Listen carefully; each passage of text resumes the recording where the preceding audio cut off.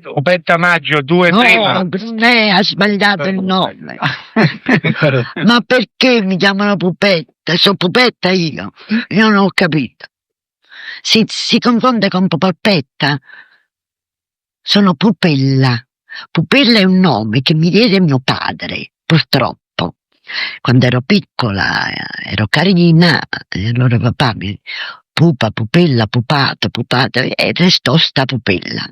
Quando io ho tentato di mandare, non mettete Pupella, mettete Giustina, se no per il manifesto è troppo lungo, allora mettete Tina. Restava sta S. Beh, dico mettete Tina, come infatti arrivò questo, diciamo, stabbozzo di manifesto al Gangi di Catania, allora, tanti anni fa, e l'impresa mandò a dire: chi è questa Tina Maggio? È una figlia spuria del cavaliere. Rosalia Maggio, 1 prima. Un attimo. Vai fuori posti.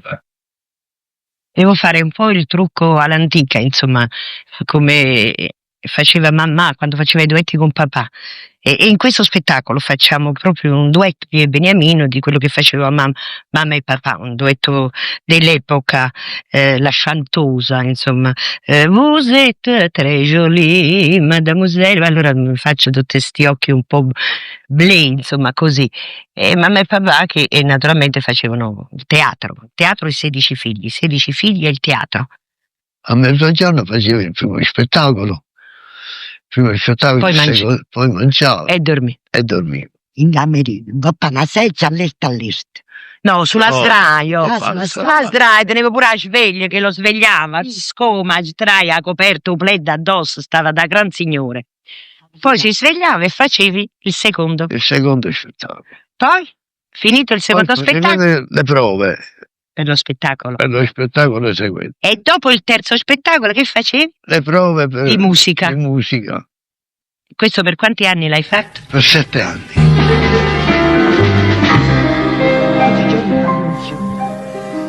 Tutti i giorni cambi un fiore e lo appundi in mezzo a te. Stamattina sul tuo cuore ci hai mettuta una pazzia. E perché ce l'hai mettuta? Ma perché non l'hai capito? Mi vuoi dire, oh bella fata, che tu pensi sempre... Che tu pensi sempre... Sempre a me... Che cosa mi chiama? Che bella panza che tieni, che bella panza che hai. Me la dai? Me la dai? Me la dai? Io ne tengo un'altra in petto e le unisco tutte e due, panza mia e panza tua, il ricordo del nostro amore.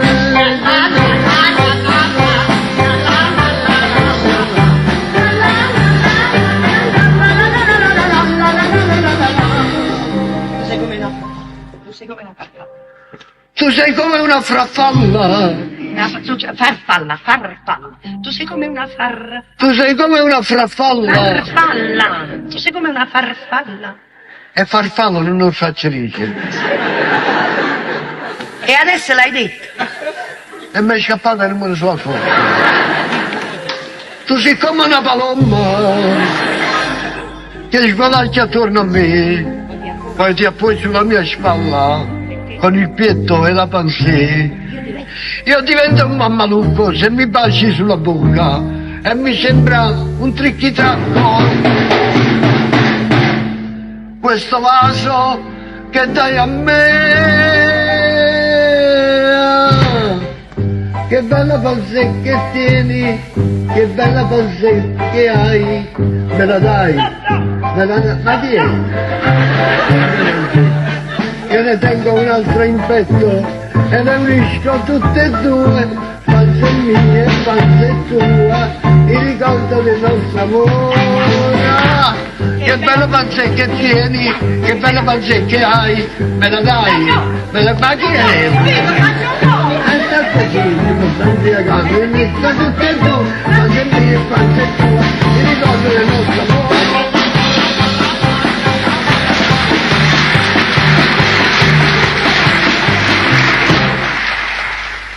Sono moscio nel parlare, sono lento a camminare, sono basso di statura, non può passare di segatura. Segatura dentro la coscia, che sta coscia benedetta, non mi ha dato mai ricetta. Ma avete fatto la scala, saglia e scenga bene a male. Che le coppe è funzionante, che le sotto è cama manca. Ride e canta per mangiare, che stiamo mondo e basta qua. Ed io sono Rosalia, a Palermo sono nata, sempre poco fortunata, colpa mia, questo si sa. Pecorella sempre nera della razza sono stata, a già farsi che sta capo non marita verità. La bellezza m'ha fregata, sono stata una cretina, e se un giorno poi la vita mi cercasse pure il conto, le dirò con molto gusto, grazie tanto, ho già pagato. Ma a uno solo voglio bene, e che è tutta la vita mia, che mi aiuta, mi protegge, che mi ama veramente, e o teatra, l'uomo mio. Cuore aperto, coraggioso, sempre pronta a ogni battaglia, forte, come una tanaglia, quando stregna può spezzà. Non parliamo poi del corpo, senza forme, senza carne, solo pelle, solo ossa, ma capelli in quantità. Sono brutta, non son bella, questa so, una cartuscella, una palomma, una scella, e mi chiamano Pupella. Sono stata chiamata per la scarpettiana, mi interroga, e c'era Edoardo che mi disse signora Maggio, allora mi chiamava signora. Tu sei una signora. Sì. Dice signora Maggio, dice, lei conosce il repertorio di scarpette? Dico veramente no. Dice come lei non conosce Miseria e Nobiltà? Dico veramente no. Non conoscete Miseria e Nobiltà? No, dico direttore, non la conosco. Gesù, dico direttore, non me l'hanno mai offerta, e siccome a me i testi che non mi interessano e che non mi danno da mangiare non mi passano per la capa di leggerli, non mi interessava, vengono offerti. Così lui restò un poco e poi invece andò tutto bene. Avevamo sempre degli scontri, me ne andavo, ritornavo, me ne andavo, però grazie a Dio ho avuto la forza, quando mi staccavo da lui, di fare delle cose sempre buone. Noi abbiamo sempre lavorato in compagnie minori dove ci davano più soldi. Non ci interessavano i testi, non ci interessavano i teatri. A dove pigliavamo più soldi, là andavamo, anche perché non c'era capitata un'occasione migliore di andare. Allora fra i peggiori dei mali sceglievamo il meglio, cioè i soldi. Sì. Salve. Oh, grazie. Prego. Mi sono raffreddata. Sapete, questo cambiamento di temperatura, per piacere, mi date un po' il fazzoletto? Fazzoletto. Sì, un po' il fazzoletto, per piacere. E tu, figlia? Proprio non ce la faccio più. Grazie, scusate, Prego. se no.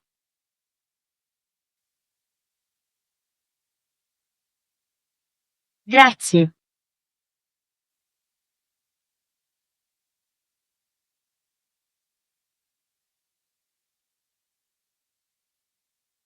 Non andremo a parte che fa sti. Ma sapete che siete sporcazioni? Perché? Ma come mi soffiate un altro vicino fazzoletto mio? Perché voi col fazzoletto che cosa ci fate? Io mi soffio il no. E io che cosa ho fatto? Non mi sono soffiata il naso. Ma voi quale naso ci avete soffiato? Il mio! E non volevate mica che soffiavo il naso a come? Il naso mio me lo soffio io. E soffiate, vai avanti, fatemi vedere come ve lo soffio. Ve lo volete soffiare? E soffiate, voglio vedere, voglio vedere come lo soffiate? Soffiate? E adesso non mi va questo. E non ve lo soffiate. Eh. Ma scusate, che colpa è la mia se c'è il raffreddore? E se ne di raffreddore vi comprate un fazzoletto. Ma io il fazzoletto ce l'ho. Che no. Eccolo. Ce l'ho. E come avete un fazzoletto vostro venite a prendere il mio. Ma si capisce, perché se qualcuno mi chiede il fazzoletto io poi che faccio? Gli do il fazzoletto sporco. E allora pigliando per questo è dato... Lasciate! Ma siete impazzito? No, come avete il vostro fazzoletto e volete sporcare il mio? Ma voi il mio me l'avete sporcato. Ma che c'entra? Io ve l'ho chiesto per piacere. Io ho piacere fino ad un certo punto. No. Allora il marito per piacere, datemi 50.000 lire. Sì? Perché voi con i 50.000 lire vi soffiate il naso? No, io 50.000 lire mi vado a mangiare. Sì? Perché io sono andata a mangiare col vostro fazzoletto. E me che si può fare scipare? Nelle compagnie di papà c'era il caratterista e c'era il comico giovane. Il comico giovane fu mandato a chiamare alle armi. Tutti i giovani non c'erano e papà certo era disperato. Come si fa, come non si fa? E non so se papà o Pupilla ebbero quest'idea. Papà. Fu papà che dice: Pupì, tu devi fare il comico. Come infatti Pupilla si tagliò i capelli, che aveva sempre bei capelli lunghi, si tagliò sti capelli proprio alla maschio come si portavano allora nel 40, e essendo così magra vestiva da uomo e la sera usciva con me a fare i duetti, a fare in scena, a fare le parti da comico normalmente. Come infatti quando debuttammo al Flaminio di Roma, la sera veniva la signora Anna Magnani, via Risia, ti ricordi, dei Sica, mettevano le scommesse giù in sala, dicevano no è uomo, no ma chi è donna, come infatti venivano sulle scene per vedere se era uomo o donna Pupilla, e così per un periodo di tempo ha fatto anche il comico. Pupilla in un certo senso sta a rappresentare tutta la tradizione un poco più, diciamo anche più ragguardevole, più colta, più istituzionalizzata del far teatro, mentre loro due rappresentano il momento del teatro difficile, del teatro di trincea, ma anche perché così facendo veniva fuori proprio il segno distintivo di questo spettacolo, cioè due mondi che nell'opporsi si integrano. Una famiglia che si compone di vari elementi, ognuno dei quali ha perseguito nella vita strade diverse, che tutte confluiscono in questo spettacolo. E le prove di Visconti sono state bellissime, perché quando siamo andati a tavolino a leggere il testo, tutti quanti dicevano sta parte, sai, A memoria. arrivato a un certo momento che entrava la Gaetana, c'era questa frase nel testo dell'Arialda di Testori, diceva la Gaetana che fa rima con puttana.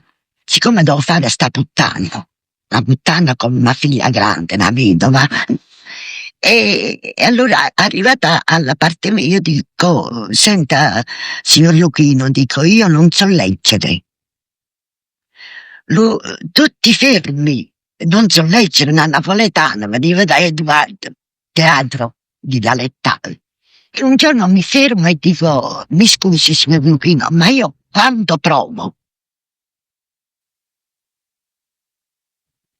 Dice: proverà, dice, non si preoccupi. Un giorno invece così all'improvviso mi ha chiamata.